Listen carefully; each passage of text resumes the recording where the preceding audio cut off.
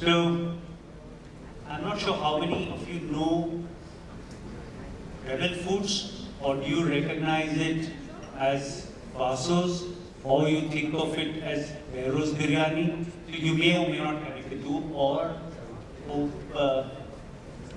oven story pizza. Chocolate. Yeah, oven story pizza, but these are the big ones, right? The three big ones. Oh, that's awesome. And you're calling out these names and people are paying for it. Okay, that's true. I thought of that. Okay, so I'm going to jump straight into it. One of the things is I'm going to start, but you know, like me, many of you may know parts of the Rebel Food story, but not all of it. So I'm going to start asking him to quickly, Sagar, to quickly sum up chronologically how it started, what happened in like a few minutes, okay? But one thing I want to tell you, just to give you a sense of the scale, I checked the financial figures just before coming. I don't have the figures for 22-23, but in 21-22, they hit a turnover of 900 crore. So they really have size, okay? So let me get started with this. I know you began with Faasos, correct? Were you an offline play? Because you call yourself internet restaurants, so it's a little confusing. Could you just tell us how it began and quickly tell us what are the big phases that you went through? So, Shrikant, first of all, thanks a lot for inviting us over to talk everyone through our journey. And apologies to everyone that actually it was not previous session, it's me who is between your lunch. I just had also heard the bell ringing and everyone being rushed inside. So I'm very sorry for that. Meanwhile, if you're hungry, you can download the Eat Your app and get the food delivered here on your desk. So yeah, so the journey, if I start the journey and I try to cover all the phases, I think we'll have to kill all the other sessions. And for the reason which I would try to be brisk and touch upon our critical, we call them the light bulb movements. And fundamentally, there have been 3 light bulb movements in our journey. We started in the year 2012 with a similar aspiration, an aspiration which was, as any entrepreneur would have, to say that when it comes to food, in the QSR industry, there's not even a single Indian homegrown brand. So that was the passion, that was the enthusiasm with which we started Faasos, a category which was a lot more Indianized wraps and meals. I don't know how many of you know the full form of Faasos, interestingly stands for fanatic activism against substandard oxygen shit. So it was really a lot of passion bigger in there. We started with that, and in a couple of years, 2012, we got seed rounds and we started scaling up our stores. Till 2014, we scaled up to about 30-40 stores, and that is when we had an awakening, or rather a kind of a realization that if we were to be the largest, it would take us like hundreds of years. If you look at the largest entity in this space, the McDonald's of the world, which took about hundreds of years to be 40,000 restaurants, and we want to replicate that in India. The real estate is very expensive. Few spokespersons spoke about it, and the real estate is very crunch. Some other realization like the rental to revenue ratio was about 20%. Also, some very interesting insights that happened was the fact that while we were always like even the e-commerce had not entered the food back then, but we were always ahead on the curve when it came to the digitization of food ordering. Like we were the world's first restaurant to have ordering by Twitter and so on and so forth. So almost 70% of our orders were happening through delivery. We did a quick survey with our consumers to understand that. But when you began, you didn't intend home delivery at all. You thought of it as a retail chain, right? Yeah, but then the stores were designed the play that we were trying to come up with was that it was a lot more leaner model, the paybacks were better, you would take even a matter of 6-7 months, and it was very delivery friendly, and also the category for the matter was a lot more quick on the go. And as I said, so 67% of our consumers have not even seen the store frontal, and that is when the light bulb moment 1 happened, which is when we said that if consumers are ordering for us online and they also have decent brand awareness, then why do we stay connected to the same old traditional way of doing the business? Which is when we pioneered the world's first cloud kitchen. We did that in Ahmedabad, Kadugodi, Bangalore, and Ahmedabad, Bhopal, if people know about those catchments, where we took up about a 700,000 square feet kitchen, not on the main street, but on the first floor on the back alley, and we started delivering orders. You're saying that the term cloud kitchen has come on the back of Rebel Foods? Yeah, it is. Really, we take pride in that. People call them dark kitchen also, but I don't know what's dark about it. They bring in a lot of light in everyone's life. But yeah. So that was the light bulb of the first turning point in our journey. We pioneered cloud kitchens. So as I was telling you, 2012 to 2014, we scaled up to 40-50 locations. 2014 to 2016, we scaled up to 160 locations. Another 100 of them. No, cloud kitchens. only cloud kitchen. We converted a lot of our old Faasos store, which I'm sure a lot of us would have seen in the olden days. Even they got converted to the cloud kitchen. But you still had only one brand, one food. We still had only one brand, which is when the second interesting light bulb movement happened. Which is when we looked at the larger landscape, right? I mean, we obviously started to be the largest QSR chain of India. We realized that the opportunity was not limited to being the largest wrap operator or a burger operator or a pizza operator. When you look at it from the consumer lens, and especially when it comes to F&B, we have this holy grail, 2x2. On one axis, you have your meal serving side, like the value meal or the indulgence meal, and on the other axis, you have single serving group serve. So when you look at any of us in this room, people move between quadrants. Like on a typical weekday lunch, I would want to have a homely cooked meal. On another evening, I might order for burgers with all my colleagues. On a weekend, I might go to Michelin star and celebrate with my loved ones. And on another day, I would stand at a chai cafe. Like a lot of other industries where people belong to a sector. So with that realization, we said that that's how big the opportunity is. That with this network of cloud kitchen, we can actually start launching more cuisines and more missions. Happened another very interesting insight. We launched pizzas within Faasos. I don't know. I'm sure none of us. I read about it. Yeah. So we launched pizza and it bombed big time. Happened another very interesting insight that when it comes to food, people associate a brand with a category. And that is when we started doing the multi-brand play. We launched Heroes Biryani, we launched other story pizzas. Why biryani after?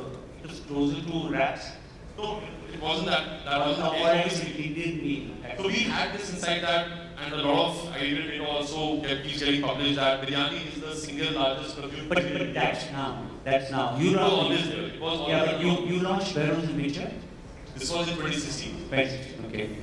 So it's a very big organized market, but our purpose of launching Faasos was very clear. Again, in that 2x2, we said that okay, we have Faasos for regular single serves. We want to launch something which is there from the right top quadrant for group serves and for indulgence as a category in delivery. Which is how we position Faasos. We said for group ordering celebrity occasion, here is a premium biryani brand. Here is a royal biryani. And there were a lot of the brand storytelling that we did, a lot of lots of thought over this recipe of biryani from the lands of Persia and so on and so forth. And we launched Faasos and obviously the entire packaging and everything was done up to the brand expectation.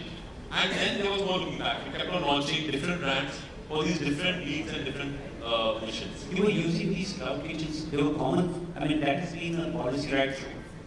Most kitchens are common for all your cuisines. Correct. So, see, fundamentally, and that is what we also, I will talk through about it in the end.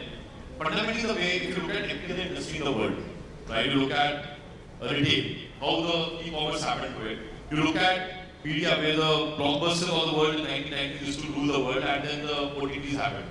You look at transportation, how the Ubers and Ola have disrupted it.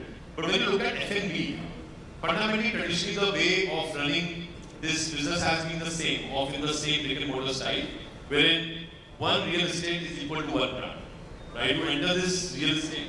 Now, even if you have the world's best chef who's making one of the world's best biryani in that very outlet, you would not believe that outlet to be a great biryani outlet, but a burger outlet. Which is what fundamentally we were able to challenge. We were able to say that now that we have been able to decouple the brand and the real estate from the same premise, we can actually churn different brands with different positioning and different needs. Okay, tell me one thing. It's a little confusing, reading about Rebel Foods. Who is your closest competitor? So Srikant, I mean, I wouldn't want to make a cliche statement that competition is good, it keeps you on your toes, but fortunately, right now we are in a spot where we feel that, as I was explaining, the category thing that we are able to do. Because you do compete with the pizza brands, okay? Right. With other biryani brands, but you also deliver yourself, so you're also competing with the Swiggies and Zomato. So when you look at it, who is the closest competitor? Yeah, so for each of these brands, as you rightly said, there are enough competitors in every space, and the brands have to do that, live that journey to keep on fighting and battling the competition. But when you look at Rebel Food as an entity, fundamentally what we believe is that we have been able to create a new category. A category which is fundamentally an internet restaurant platform that brings to you the highest quality brands in every neighborhood in the world. Right? And today, where we stand, as I was giving you an example of all these disruptors in different category. Today, our investors get text saying that I'm the rebel food of US, I'm the rebel food of this, right? I mean, that's a new category play that we have created, where with this internet restaurant platform, and today where we stand is a lot more evolved. I mean, as I was telling you, the second light bulb movement happened, and the third one was to the fact that now we realize that what we have fundamentally built is not this portfolio of brands. What we have fundamentally built was this operating system, which comprised of these three pillars. Pillar number one was culinary expertise, to be able to come up with great recipes, scale it up consistently. Second is the entire tech stack, and the third is supply chain. Using this Rebel OS today, we just don't build our own brand, but we also onboard a lot of beautifully built brands over decades. Brands like Natural Ice Cream, Mad Over Donut, Almond Sweets, School Chocolates, and they have got beautifully created over so many decades, but not available in different parts of the country. Which is where comes in Rebel. You are like a distribution chain. Yeah, so not just a distribution chain, we are like that stack, like that platform where these brands onboard and then they get scaled across the country. Tell me one thing. What is it like to build a brand where, I mean, just to tell you now, you're destination CEO each show. Okay? I mean, I'll come to each show later. But you were also the global CMO for Rebel Foods for 4 years. So that's the question. What is the challenge in building a brand, which, especially a food brand, which people, where they cannot see the outlet? Like, when you go to a coffee shop, that is that, the 3D coding. You can see, let's say Starbucks, whatever else it is, right? What is it like to build a food brand without the presence? I mean, the only presence is through the packaging and then the food. Very, very true. So yeah, and I think somebody also spoke very correctly that, an omni-channel play certainly powers that always want branding, right? But it comes at a cost. But I mean, if I go back our journey of building Beirut and a lot of these brands, there were also a lot of brands which nobody talks about because they were not successful, and we obviously had our own learning curve out there. I would go back and say that it all goes back to the basics, right? I mean, if you look at our journey of building Beirut, it all started from what is the purpose, why is it that we're creating that brand in terms of what is the problem that is trying to solve for the consumer. Followed by what is the product? Is the product living up to that purpose in the life of the user? Followed by all the basics of how do you communicate that brand story through the packaging, through the customer experience. Like very interesting, I don't know how many would have observed, from the day one. It was a very easy choice to say that in Beirut I would call my chicken biryani chicken biryani. We never did that because Beirut is the royal biryani brand. We call it the Lazeez Zakidar Mul biryani. A mutton biryani, don't call it mutton biryani, we call it like the Dum Coach biryani. And with every product there is a complete backstory to it as to how did this very product came into existence. And it was a royalty's favorite and what was the and we did a lot of content play as well. So I think a mixture of those basics and also you have to challenge the norms of building a brand, like the social currency, as again a lot of people spoke about, becomes very, very important when you are building a digital only brand. I remember we did this very interesting content piece with Chef Kunal, where we made Chef Kunal travel to different parts of the country. He went ahead and met these royalties. He uncovered the secret behind the recipe, like what is the difference between lal mas and a safed mas? A lot of people do not know that safed mas was done for the ladies in the kingdom, and because lal mas could only be consumed by the kings and things like that. So we uncovered a lot of those royal stories and again connected back into the brand. So I think it's a mixture of all those four basics and trying to figure out newer ways to strengthen your brand. So tell me now, just to be sure I've not got it wrong, almost all your sales, and if I can each show for a moment, almost all your sales are online. Yeah, largely. Almost exactly. So is your business really a national business? Of course, it's national in the sense, of all the infrastructure, everything that goes behind it. But when you look at, is it an aggregation of local demands? Meaning, does Madurai be totally different from this, etc.? I mean, how is it? Is it a series of little local businesses which are finally tied by one big client at the back? Is it like that? Yeah, so I mean that would be one way of putting it, but fundamentally the way we look at it is again with that North Star mission statement, right? It says that we are trying to build a platform, an internet platform, which gets to you the highest quality brands in every mission, every neighborhood in the world. Now to fulfill that purpose of our existence, whether you do it through your own brand or you partner with these great brands that have got built and then onboard them onto the Rebel operating system and then scale and finally fulfill them through any of the aggregators or our own channel, which is Show, which is where we are trying to again uncover and solve for a lot of broken experiences and all. So that is how you look at it. Like, it's fundamentally, and we call Rebel Food as not a food company, but the world's largest internet restaurant platform. That, by the way, it's sometimes confusing to think of. Sure. That's my feedback. Sure. You say internet restaurant is like, say, cloud kitchen, I get it. Internet. So from a user standpoint, largely, but yeah, it's largely an internet restaurant that we have getting the order. No, so, but the thing is, my point is that these local restaurants, how do you decide on the geography? That's our next question. That's a good one. So obviously in India, the strategy, both the geography and which restaurant, right? So in India, obviously, for us, it was the first go, it was all the metros and then the tier 1, tier 2. In terms of international expansion, we are there in UAE because it was a very organic natural extension with deep pockets, the unity farming shape, we did some.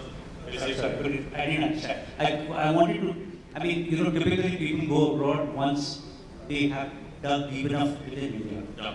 All growth is slowing down, you say, listen, I think, you get better returns, right? So what's the reason? You also on Indonesia, right?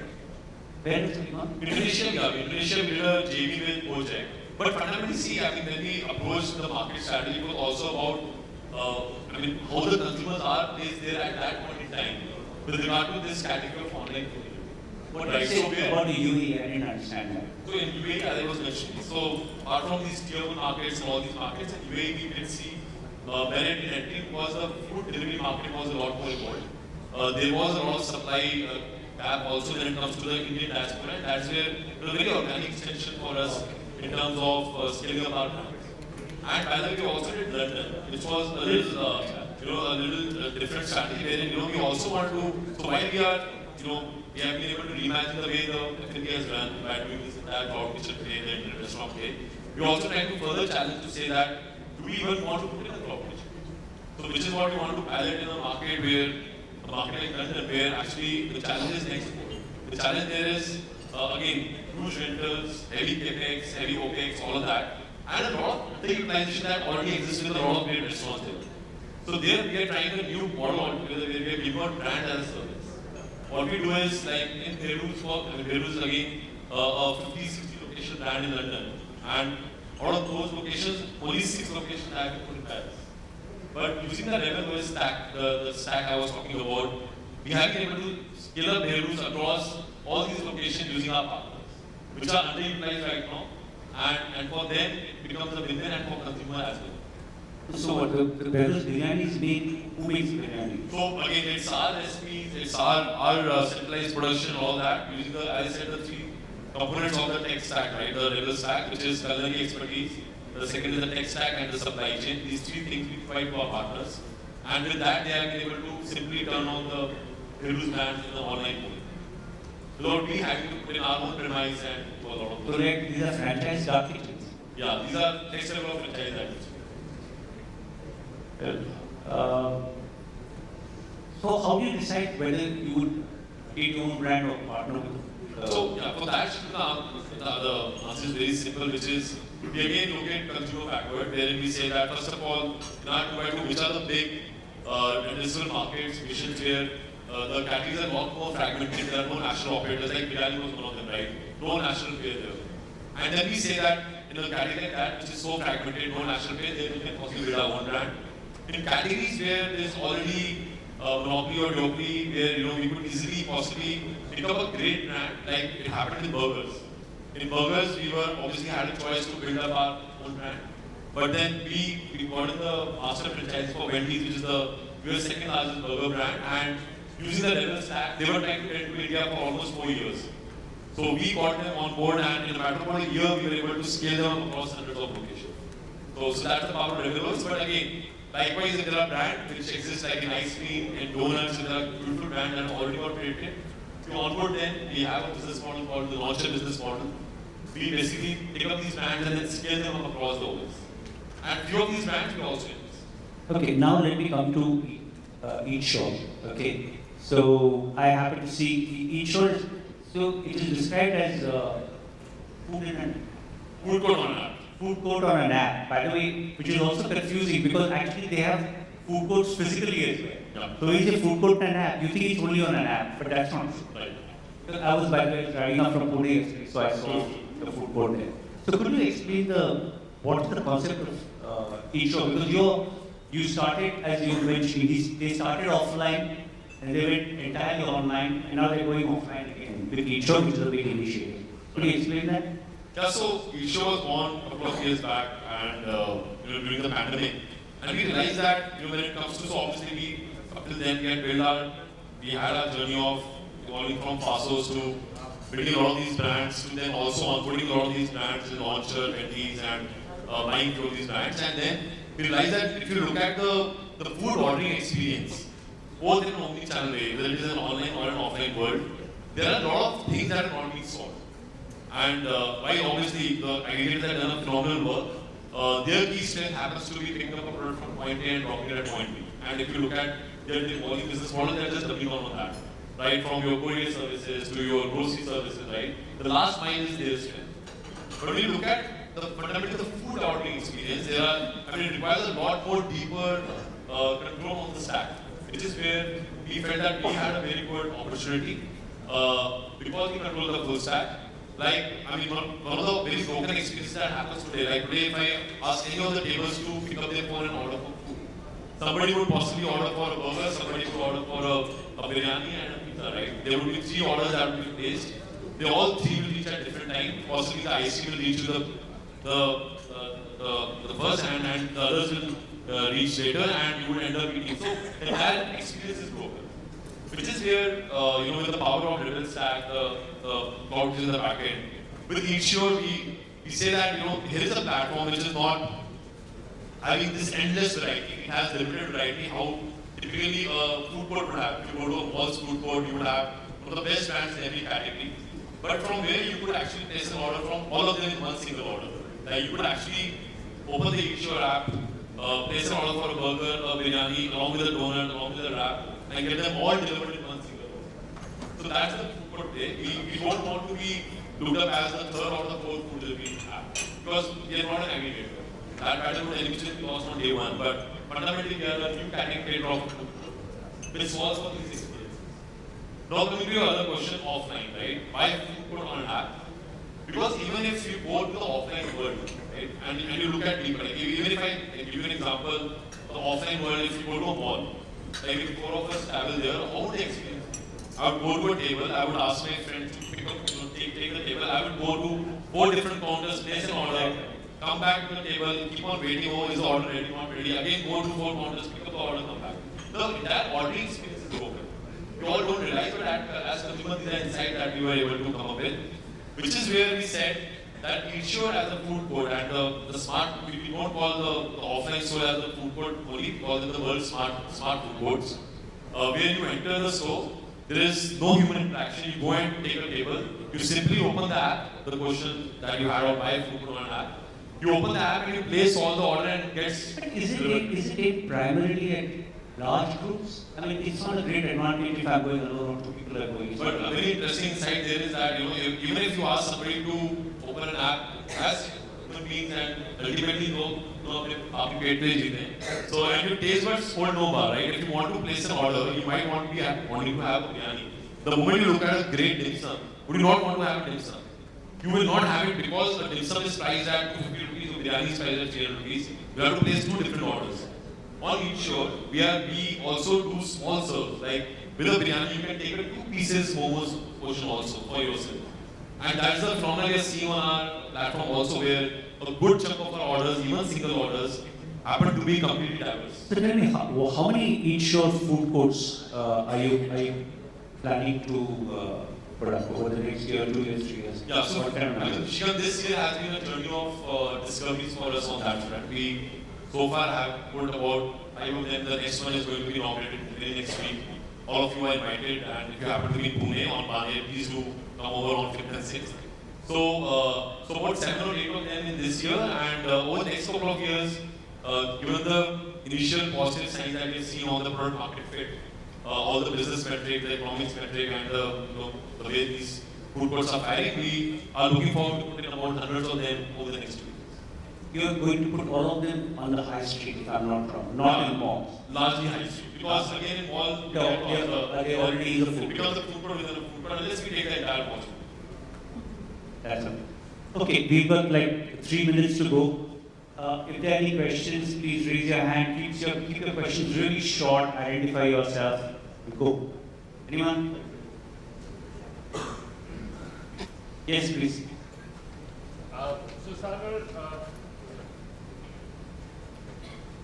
Hi, I'm Nilesh, the founder of UCID, an ad agency in Bombay. Sagar, I've been admiring all the brand building and the advertising that you take up. And that makes me say that it's not just the food meets technology. I think it's food technology meets great marketing.